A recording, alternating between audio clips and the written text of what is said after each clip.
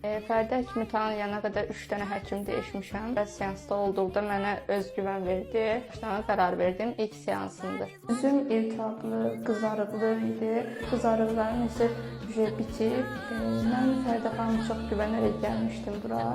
Və çox razıyam seanslardan. Kim soruşur, hər kəsə Fərdi xanımı tövsiyə edirəm. Bəlkə seansdan sonra daha çox təmiz olacağına inanıram. Fərdi xanıma güvənirəm.